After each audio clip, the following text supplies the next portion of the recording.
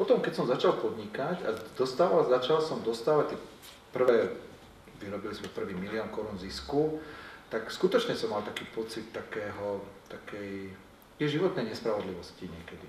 Viete, ja som veľmi šťastne ženatý, mám 4 krásne, zdravé deti. Ja mám pocit, že tak človek niekedy dostáva od života veľa, živí sú ešte moji rodičia, žiadne zdravotné, závažné problémy. Že som dostával tak v živote veľa, že až by som sa mal pomaly hanbiť za to, čo dostávam, a že skutočne to tomu životu musím vracať. Ale to, či v nás, mám mnohých podnikateľov, priateľov, ktorí majú ešte viacej peňazí ako ja, vôbec taký pocit nemajú. Oni majú pocit, že ešte potrebujú ešte viacej peňazí a my máme síce 100 miliónov, ale náš známy má miliardu a ja chcem mať miliardu. Potom majú miliardu, pravda, že a tam ten má 10 miliard, viete to vždy bude od vás niekto bohatší, krajší, bude mať viac vlasov, bude chudší, vždy keď bude mať krajšiu priateľku, priateľa, viete to, keď sa budete takto pozerať, tak nikdy nebudete šťastní a nikdy si nepoviete, že je dosť. Je také staré čínske príslovie, že len ten, kto vie, kedy má dosť. Ten druhý to nikdy nevie. My sme ako Slovensko, existuje taký index medzinárodných darcovstva a my sme zo 150 krajín, keď sa nemýlim, na 120. mieste. Češi sú na nejakom, keď sa nemýlim, na 80. mieste. Nie sme na tom dobre. Hoci si myslím, že my Slováci sme ľudia s veľmi dobrým srdcom, tak z pohľadu toho, či sme ochotní prispieť na charitu, či sme ochotní zapojiť sa do dobrovoľníckych aktivít, či sme ochotní dať žobrákom, tak nie sme na tom až tak dobre. Najhoršie sú na tom Gréci.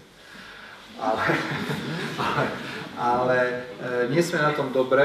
A ja si myslím, alebo som presvedčený, že je práve úlohou toho neziskového sektora, pretože to dobro podľa mňa v tých našich srdciach slovenských je a je to úloha takých charít, ako je Dobrý aniel, Magna, Plamienok, Liga proti rakovine a všetky tie dobré charity, ktoré sú, aby stále viac a viac presvedčali vás, mladých a všetkých tých, aby keď budete zarábať, aby ste to brali skutočne ako takú svoju morálnu povinnosť, že sa do niečoho musím zapojiť. A tam je taká, by som to povedal, taká veľká úloha vás, ktorí ste tu zo školských rád, ktorí ste tí, ktorí môžete ovplyvňovať ľudí okolí seba, ale to nie je len úloha vás, je to aj úloha nás, ktorí v tom treťom sektore sme a snažíme sa pomáhať, aby sme, tak ako ja dnes rozprávam ku vám a snažím sa vás presvedčiť, že ste nesmierne šťastní ľudia, že by ste to tomu životu mali vracať, tak aby sa takéto myšlienky medzi ľudí dostávali cez učiteľov, aby sa to dostalo do našej spoločnosti ako skutočná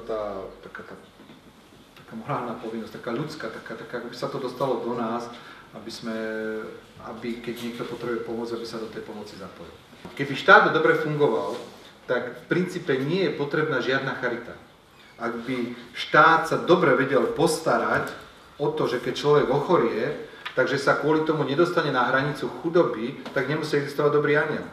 Ja sa venujem niečomu celkom inému. Ale zlým nastavením pravidiel systému, zlým nastavením, výberu dania ich prerozdeľovaním, táto rodina, táto pani, ktorá nespravila nič zle, len ochorela, sa dostala na hranicu absolútnej chudoby.